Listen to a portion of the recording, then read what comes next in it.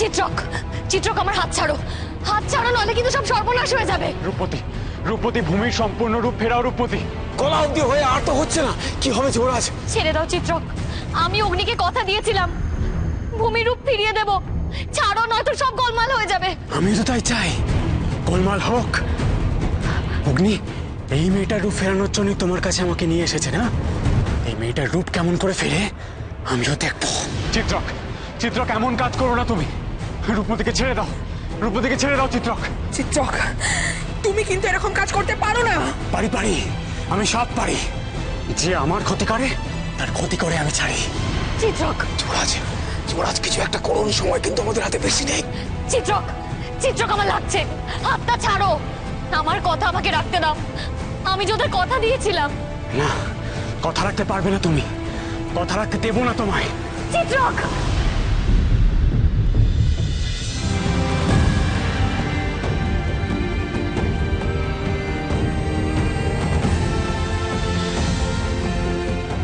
এ কি এরকম হচ্ছে কেন?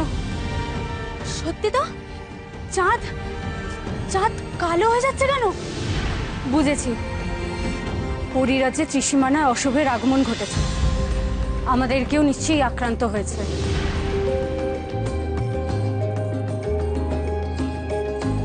কিন্তু আমাদের তো সবাই এখানে। আক্রান্ত মানে তবে কি রূপমতি? পরি হয় একমাত্র সেই তো পরিরাজ্যের সীমানার বাইরে। যা ভেবেছিলাম ঠিক তাই, রূপমতি আক্রান্ত হয়েছে। চিত্রককে নিয়ে ফিরে এসেছে অগ্নিরা, আর চিত্রক ফিরে এসে রূপমতির উপর অত্যাচার করছে। কি হবে এখন? রূপমতির কষ্ট কিভাবে লাঘব হবে? ওই চিত্রককে ভালোবেসেই রূপমতির জীবন নষ্ট হয়েছে। এবারেও চিত্রক ফিরে এসে রূপমতির ওপর আবার অত্যাচার শুরু করেছে। একটুও বদলায়নি চিত্রকের মনোভাব, কিন্তু বারবার তার এক ঘটনা ঘটতে দেওয়া যায় না।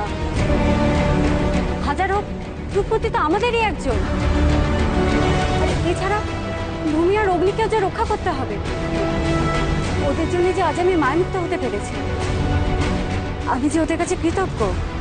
এবার কি করবেন পরিরানী? আমাদের যেতে হবে সেখানে, রূপমতিকে আমাদেরই রক্ষা করতে হবে। চিত্রক, ছাড়ো চিত্রক। চিত্রক, রূপমতিকে ছেড়ে দাও চিত্রক। না, ছাড়বো না। তোমার জন্য ভূমির যদি কোনো ক্ষতি হয়, তাহলে আমি কিন্তু তোমাকে ছাড়বো না চিত্রক। চিত্রক, চিত্রক, রূপমতিকে ছেড়ে দাও। চিত্রক, লাগছে আমার, ছাড়ো। না, তোমরা ভূমিকে কোনোদিন ফিরে পাবে না। হে কি বুদ্ধিরাম, এটা চিত্রক, ছেড়ে দাও, ভালো কথা বলছি। না, ভূমিকে আর তোমরা ফিরে পাবে না। চিত্রক, তুমি যদি এই কথা আর একবার বলো, তাহলে তোমাকে আমি। চিত্রক, তোকে বারবার বলা হচ্ছে তুমি ছেড়ে দাও, ছেড়ে দাও চিত্রক। চিত্রক, ছেড়ে দাও চিত্রক।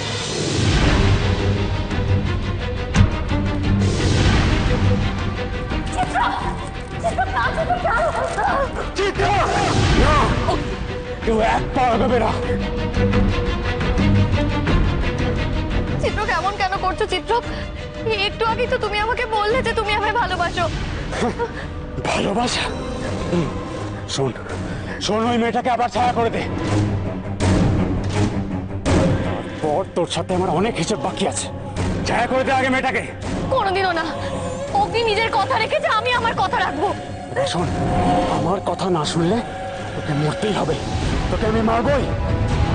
কেউ তোকে আমার হাত থেকে বাঁচাতে পারবে না, কেউ না। চিত্রক, রূপমতির গলা থেকে ছুরিটা সরাও। দৌড় দাও, আর এক পায়ে গলেই রূপমতিকে এখানেই শেষ করে দেবো।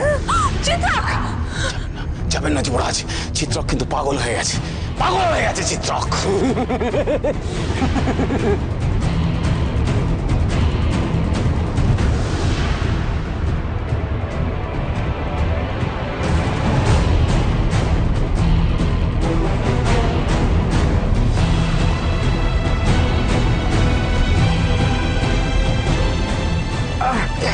এটা কিসের আলো?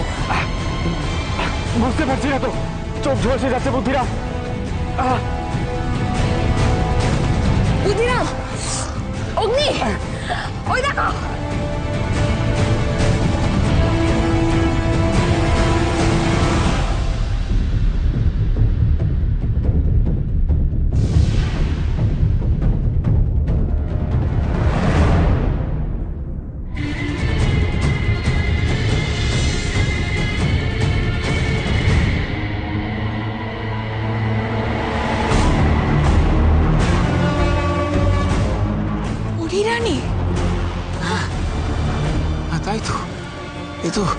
নিজের দল। অনেক হয়েছে চিত্রক, আর নয়। বারবার অপরাধ করে তুমি আর পার পাবে না। তোমার অন্যায় খেলা শেষ।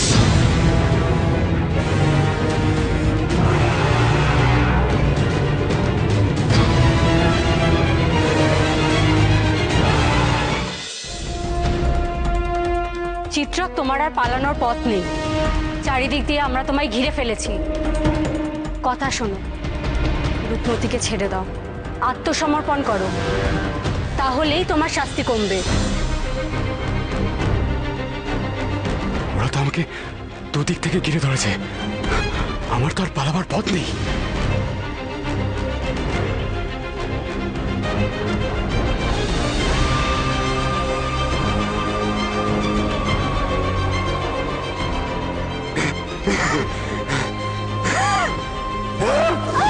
চিত্র,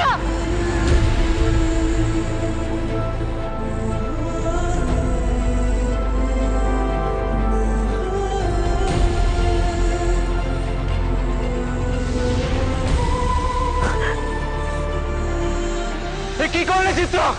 হায় হায় হায় হায়, রূপমতি মরে গেলে সেনাপতি কন্যার কি হবে? চিত্রক, চিত্রক, তুমি কি করলে চিত্রক? রূপমতি, তোমার খেলা শেষ।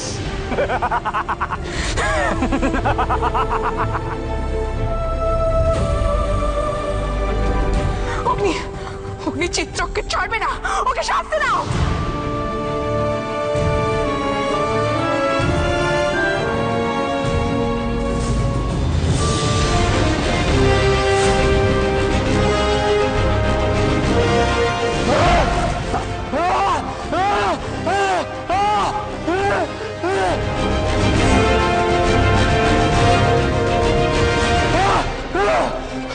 অগ্নি, আমি তোমাকে ছাড়বো না। এর শোধ নিতে আমি ঠিক ফিরে আসবোই, আমি ফিরে আসবোই।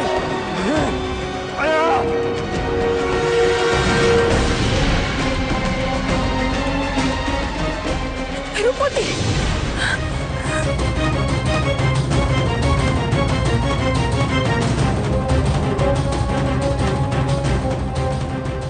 আমাকে ক্ষমা করো অগ্নি, আমি যে ভূমির আসল রূপ ফেরাতে পারলাম না। আমাকে ক্ষমা করে দাও। না,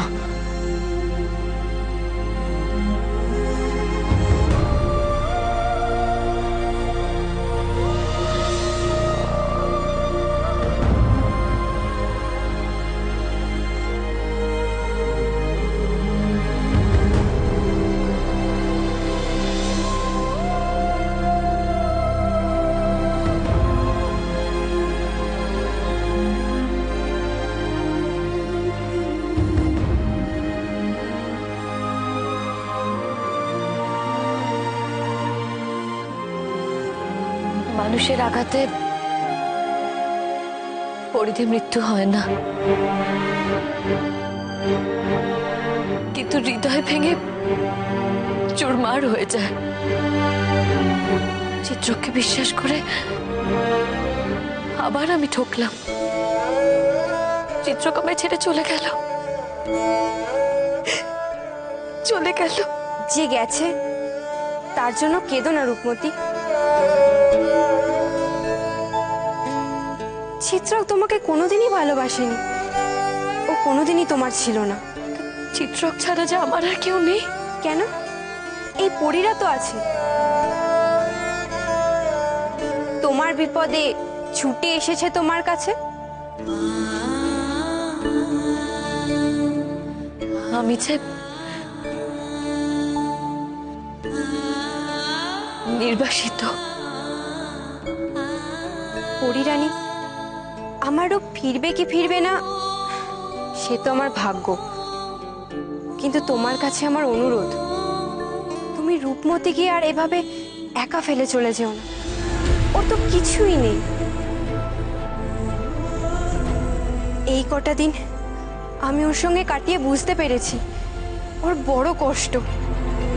যে কারণে তোমরা ওকে নির্বাসন দিলে সেটা কি ঠিক বলো তো? ও তো একজনকে ভালোবেসেছিল, আর ভালোবাসায় তো কোনো অপরাধ নেই রানী। তোমরা ওকে ফিরিয়ে নাও।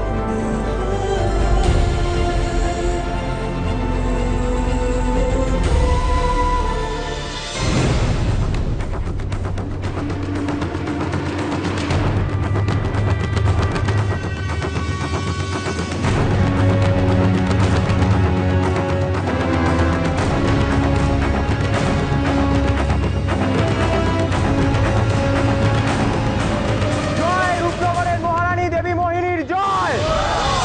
জয় রূপনগরের মহারানী দেবী মোহিনীর জয়! জয় রূপনগরের মহারানী দেবী মোহিনীর জয়! জয় রূপনগরের মহারানী দেবী মোহিনীর জয়!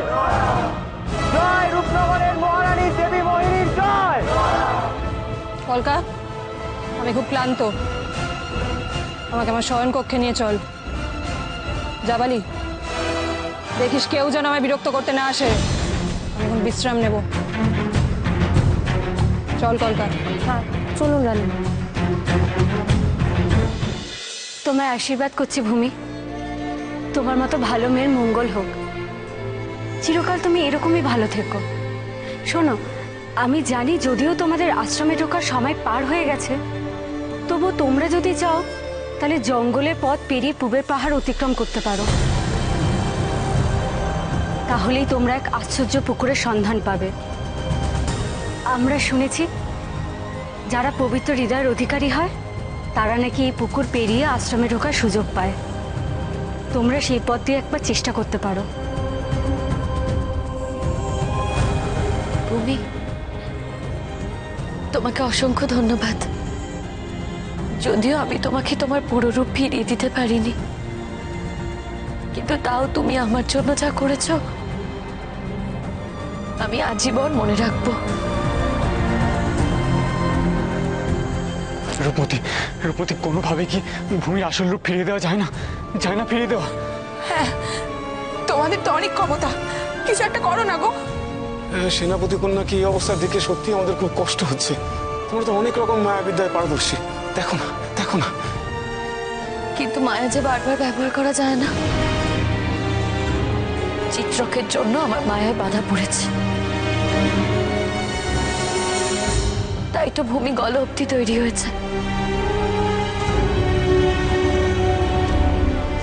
পরিরানী, পরিরানী, কিছুই কি করা যায় না?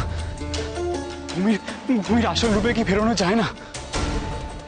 ভূমির মাহাত্ম্য আমাকে অনুপ্রাণিত করেছে, আর তাই আমি একটা শেষ চেষ্টা করব। আমি আমার জাদুর কিছু অংশ তোমাকে দিয়ে যাচ্ছি। হাত বাড়াও অভি।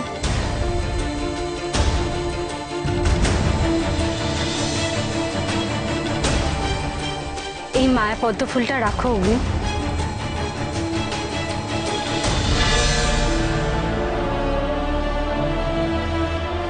আমরা চলে যাওয়ার পর এই ফুলটা ভূমির মুখে ছুঁয়ে দিও। রূপমতি, এসো আমাদের সাথে। পরিরাজ্যে তোমায় আবার স্বাগত রূপমতি।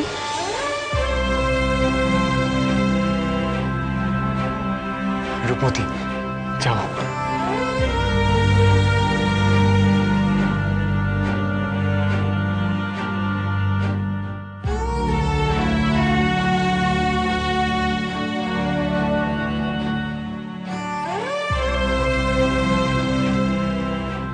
বিদায় বন্ধু। জানি না আর কোনোদিনও তোমাদের সাথে দেখা হবে কিনা, কিন্তু আমি মন থেকে প্রার্থনা করছি তুমি তোমার ভূমিকে যেন ফিরে পাও।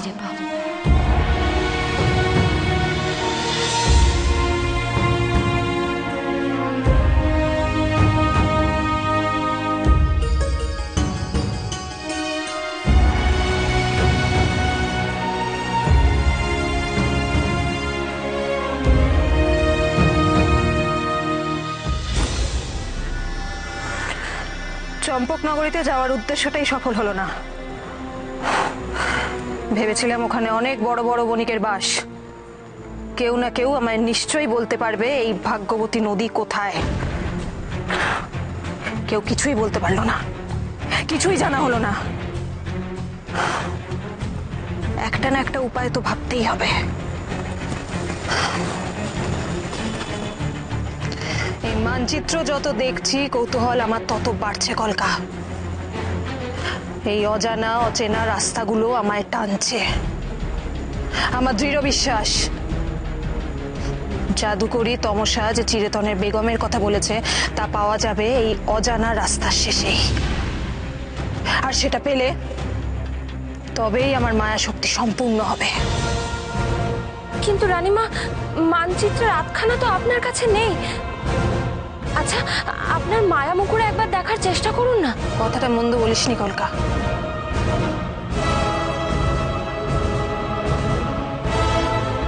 দেখাও মায়া মুকুর। মানচিত্রের বাকি অর্ধেক অংশ কোথায় আছে দেখাও। কেন কেন বারবার এমন হচ্ছে? মানচিত্র সম্বন্ধে কিছু দেখতে চাইলে কেনই শুধু মেঘ দেখতে পাচ্ছি আমি বারবার? কেন? কোথায় কোথায় থাকতে পারে এই জায়গা? কোথায়?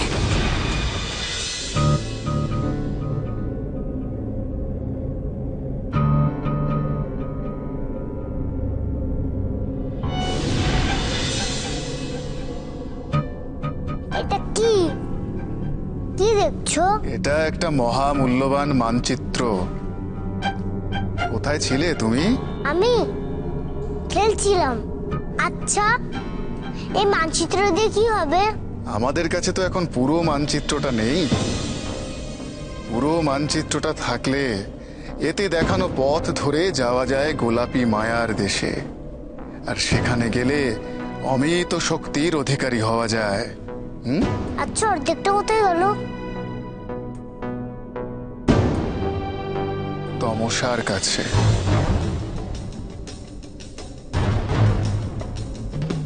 ভুট্টা বড় দুষ্ট মায়াবিনী তমসা। হ্যাঁ,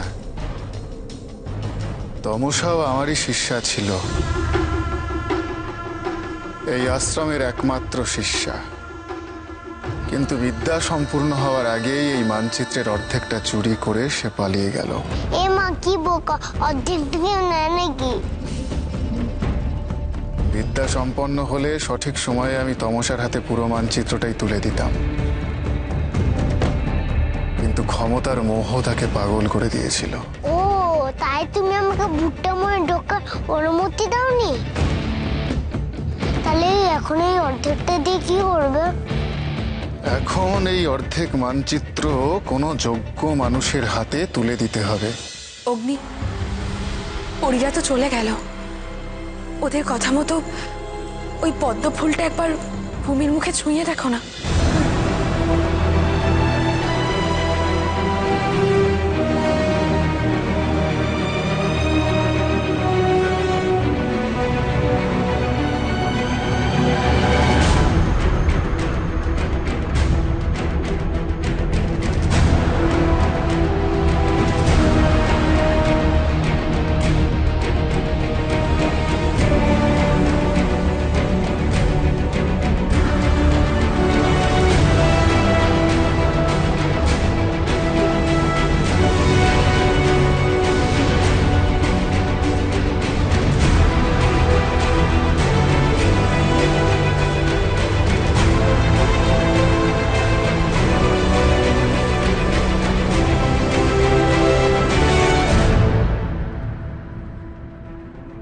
অগ্নি, হৈমি, বুদ্ধিরাম, দেখো, দেখছো তোমরা?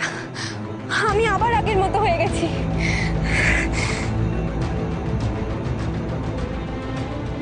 এ কি, তোমরা ওভাবে অবাক হয়ে কেন তাকিয়ে আছো? কি হয়েছে? কে তুমি? বলো, কি হলো বলছো না কেন? তুমি তো ভূমি নও। তাহলে ভূমিকে কোথায় লুকিয়ে রেখেছো? তুমি এসব কি বলছো অগ্নি? আমি তো কিছুই বুঝতে পারছি না। আমি কে মানে? আমি তো ভূমি। আর আমি আবার আমাকে কি করে লুকিয়ে রাখবো?